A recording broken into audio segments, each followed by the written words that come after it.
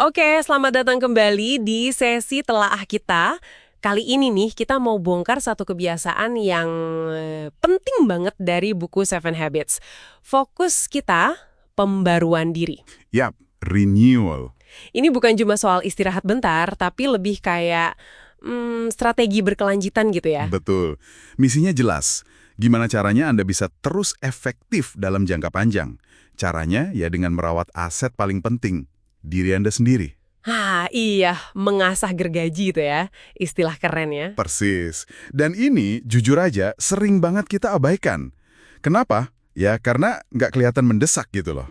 Padahal fundamental banget. Bener juga sih, nggak dikejar deadline langsung ya. Nah, penulis bukunya tuh nekenin, pembaruan efektif itu kuncinya di keseimbangan. Ada 4 dimensi penting. Kalau salah satu aja diabaikan, ya kayak lari maraton tapi cuma ngelatih satu kaki. Aneh kan jadinya. Hah, iya kebayang. Oke, kita bedah deh satu-satu.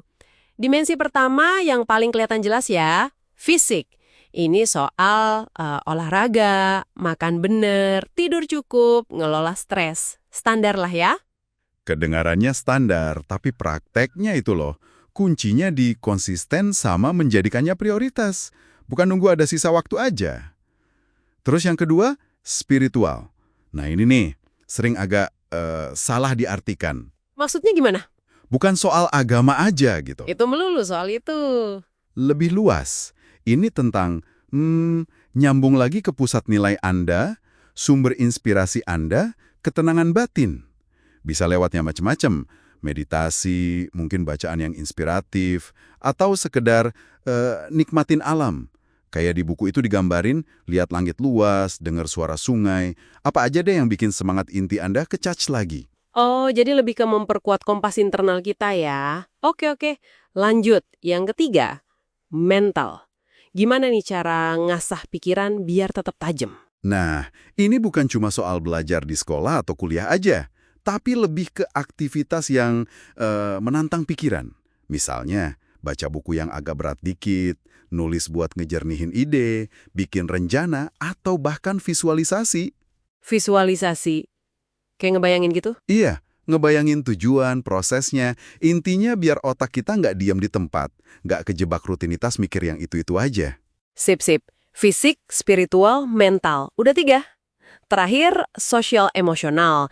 Ini kayaknya soal hubungan sama orang lain ya. Tepat sekali. Pembaruan di area ini fokusnya ke interaksi kita. Di buku itu dikaitin langsung sama kebiasaan 4, 5, sama 6. Masih ingat kan? Oh iya, yang menang-menang, terus memahami dulu baru dipahami sama sinergi itu ya? Nah, itu dia. Tapi, ada tapinya nih. Kunci buat bisa ngelakuin itu semua dengan tulus, itu ya dari dalam diri. Perlu ada rasa aman internal, fondasi integritas pribadi yang kuat.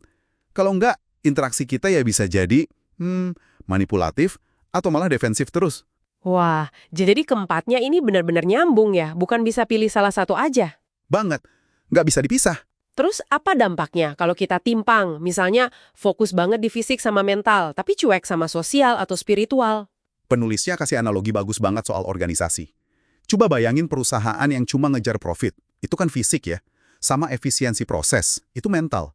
Tapi mereka abai sama pengembangan orangnya, mental spiritualnya, sama hubungan antar manusianya, sosial emosionalnya.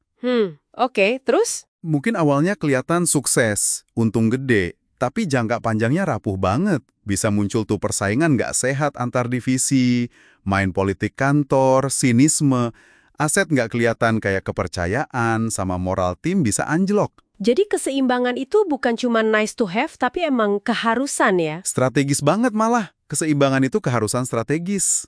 Dan proses pembaruan ini katanya bukan cuma sekali jalan, tapi kayak siklus gitu ya? Spiral ke atas? Bener banget. Jadi setiap kita sadar dan seimbang melakukan pembaruan di keempat dimensi itu, kita tuh kayak naik level. Pemahaman kita nambah, efektivitas kita juga naik. Nah di sini peran penting hati nurani. Hati nurani? Maksudnya? Iya, hati nurani itu kayak kompas internal tadi, tapi lebih ke pemandu moral gitu. Dia ngasih sinyal kita ini lagi sejalan nggak sama prinsip-prinsip yang benar. Kalau kita asah dan dengerin hati nurani, kita nggak cuma berubah, tapi bertumbuh. Proaktif gitu loh, bukan cuma ngikutin arus keadaan aja. Oke, oke. Nah, pertanyaannya, gimana cara mastiin ini kejadian di tengah sibuknya kita sehari-hari? Konsep kemenangan pribadi harian tuh kedengeran bagus, tapi kayaknya susah juga ya. Kuncinya satu, komitmen waktu yang direncanain. Nggak bisa nggak. Minimal banget, coba deh 1 jam setiap hari. Khusus buat aktivitas pembaruan di 3 dimensi personal.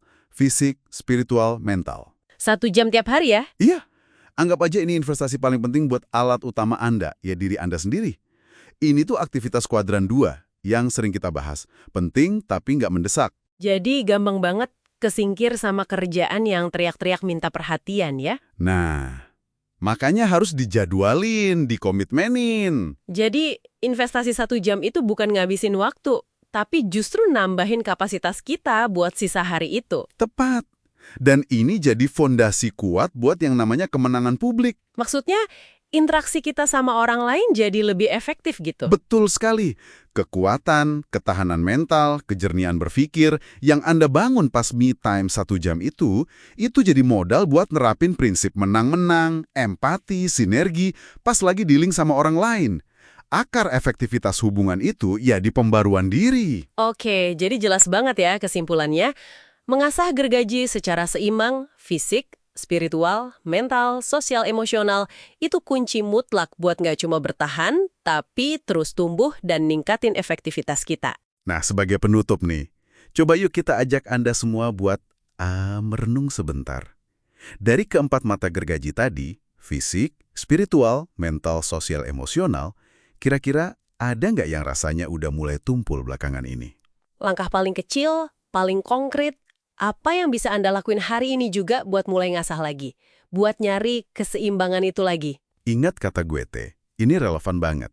Perlakukan seseorang sebagaimana adanya, dan dia akan tetap seperti itu. Tapi perlakukan seseorang sebagaimana dia bisa dan seharusnya, maka dia akan menjadi sebagaimana dia bisa dan seharusnya. Pembaruan diri itu ya soal komitmen buat mewujudkan potensi terbaik dalam diri Anda itu.